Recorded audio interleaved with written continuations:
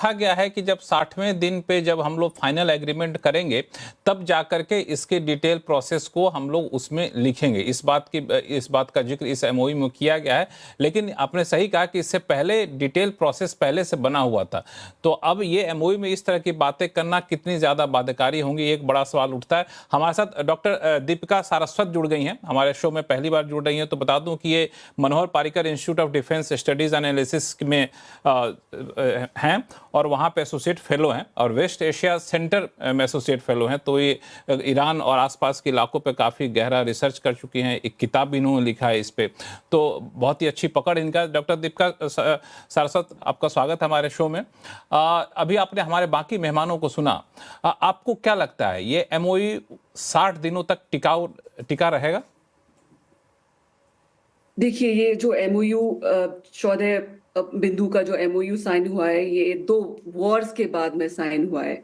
नतीजा ये निकला है इन 2 वॉर के बाद में, लड़ाई के बाद में, कि स्ट्रेट ऑफ हॉर्मुज जब ईरान ने बंद कर दिया और उसका ग्लोबल इकोनॉमी पे जो इम्पैक्ट हुआ है, तो उसको खोलने की जो एक अर्जेंसी है, वो इस एमओयू में सबसे अहम मुद्दा है।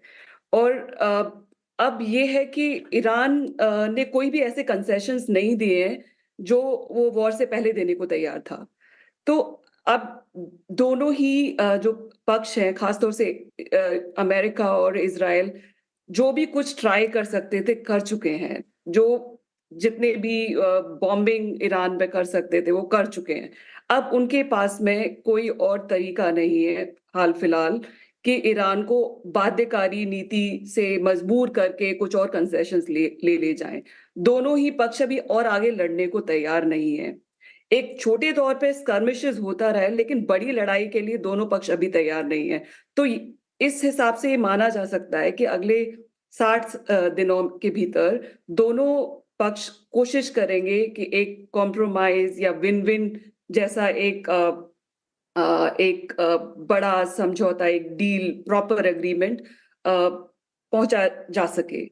लेकिन जैसे बाकी गेस्ट ने भी बोला, बाकी एक्सपर्ट्स ने बोला कि इजराइल के जो गोल है ईरान में, वो न्यूक्लियर इशू से सीमित नहीं थे। ईरान खास तौर से इजराइल, एक कुछ समय अमेरिका भी ये कहते आए कि ये रेजिम चेंज ईरान में करना चाहते हैं।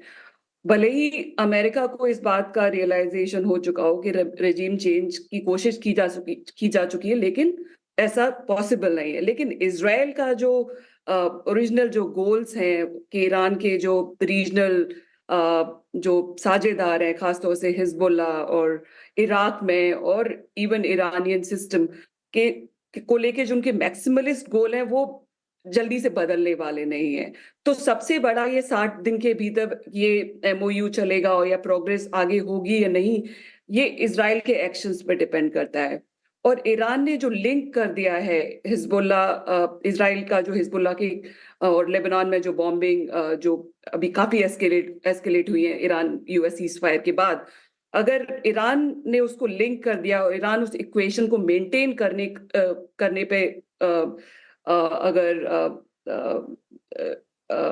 इंसिस्ट करेगा, तब कोई गारंटी नहीं है कि ये जो एमओयू है वो आगे कुछ आगे हासिल कर पाएगा। तो सबसे बड़ा यहाँ पर जो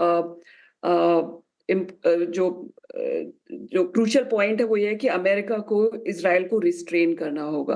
कि अगर अमेरिका लड़ाई में दोबारा नहीं पड़ना चाहता है, तो इजराइल को रिस्ट्रेन करना डोनाल्ड ट्रंप के लिए बहुत ही जरूरी होगा। और वो आगे वाला समय ही बता पाएगा कि आगे कि अमेरिकी राष्ट्रपति ऐसा कर सकते हैं कि नहीं। ये अमेरिकी राष्ट्रपति ऐसा कर सकते हैं कि नहीं, ये आने वाला समय बताएगा। लेकिन एक सवाल जो काफ़ी इंपॉर्टेंट आपने उठाया वो है स्टेट ऑफ हॉर्मुज को लेकर के। यहाँ पे मैं अपने मेहमानों का ध्यान आकर्षित कराना चाहूँगा। जो पैरा नंबर 5 लिखा है, इसमें इसको गौर से पढ़िए तो मुझे समझ में नहीं आया कि स्टेट ऑफ हॉर्मुज का पोजीशन क्या रहेगा, क्योंकि वो वापस से नॉर्मल होना हम सब के लिए बहुत ज़रूरी है। इसमें लिखा जा रहा है कि इस एमओयू पर ये एमओयू होने के बाद ईरान अपनी हर संभव कोशिश करेगा कि पर्शियन गल्फ से ओमान के सागर तक कार्गो जहाज़ों की आवाजाही सुरक्षित तरीके से हो। लेकिन यह सुविधा केवल 60 दिनों तक बिना किसी शुल्क के उपलब्ध होगी। अब सवाल उठता है, क्या 60 दिनों के बाद क्या कोई टैरिफ और लगाने का, टैक्स लगाने की बातचीत होगी क्या? और इससे आगे और जो लिखा जा रहा है वो कहा जा रहा है कि ईरान ओमान के साथ बातचीत करेगा ताकि भविष्य के लिए स्टेट ऑफ हॉर्मुज के प्रशासन और मैरीटाइम सर्विसेज की रूपरेखा तय की जा सके। मैं जब पढ़ा तो मुझे लगा कि इसका एडमिनिस्ट्रेशन क्या ईरान करेगा, इसके आसपास के जो देश हैं वो करेंगे क्या? और ये सब अंतर्राष्ट्रीय कानून और स्टेट ऑफ हॉर्मुज की सीमा वाले देशों के सोवरेन राइट के तहत होगा। ये क्या कहता है, इससे क्या मतलब निकाला जाए? एम्बेसडर दयाल। देखिए, स्ट्रेट ऑफ हॉर्मुज का फ्यूचर बहुत अनसर्टेन है। ये जो पूरा एग्रीमेंट हुआ है, ये प्रेसिडेंट ट्रंप ने अंडर प्रेशर किया है। अमेरिका में उनकी पॉपुलैरिटी नीचे गिरती जा रही है और साथ ही साथ ग्लोबली उनके बारे में ये लोग ओपनली कह रहे हैं कि उन्होंने दुनिया को बहुत नुकसान पहुंचाया। तो ट्रंप के एडवाइजर्स ने ही उनको समझाया कि ये एग्रीमेंट करना जरूरी है, तो ट्रंप ने अंडर प्रेशर किया है। और जैसा आपने खुद कहा, इस एग्रीमेंट को आप देखें तो ज्यादातर चीजें ऐसी नजर आती हैं कि ईरान की बातें मानी गई। अब स्टेट ऑफ हॉर्मुज के बारे में ये कहा गया है कि 60 दिन तक खुला रहेगा, उसके बाद क्या अरेंजमेंट्स होंगे। ईरान तो ये बार बार कहता आ रहा है कि जो भी अरेंजमेंट्स होंगे वो ईरान के नजरिए से होंगे, Iran will supervise the arrangements. America चाहता है कि ग्लोबल स्टेट्स के जो पूरे उस रीजन की स्टेट्स है उनके साथ मिलकर कोई अरेंजमेंट हो। इन दोनों साइड्स में बहुत फासला है। अब इतनी लड़ाई बढ़ गई थी इनमें कि ईरान और एक तरफ और यूएई, कुवैत, सऊदी एक तरफ, और इनमें बिल्कुल भी अंडरस्टैंडिंग नहीं बची। तो कैसे कोई अरेंजमेंट वर्कआउट होंगे? डॉक्टर भरत बराई ने बिल्कुल सही कहा कि लेबनान में शिया पॉपुलेशन 1/3 है और लेबनान की गवर्नमेंट हिजबुल्लाह को नहीं सपोर्ट करती है, लेकिन हिजबुल्लाह तो वहां अभी कायम है और ईरान और हिजबुल्लाह के अटैक्स चल रहे हैं एक दूसरे पे। अगर आज की खबर देखिए तो ये अटैक्स बरकरार है। इसकी वजह से जो इस एग्रीमेंट पे लिखा गया है कि ये जो सीज फायर है ये पूरे रीजन पे लागू होगा, लेबनान पे साफ साफ कहा गया कि लागू होगा, वैसा नहीं हो रहा है। तो इस वजह से भी क्या ये स्टेट ऑफ हॉर्मुज पे जो ट्रैफिक आ जा रहा है ये बना रहेगा, या लेबनान में जो बिगड़ती सूरत हाल है वो इस पे कुछ ना कुछ प्रभाव डालेगी? तो मेरे विचार में ये सिचुएशन अभी बहुत फ्लूइड है।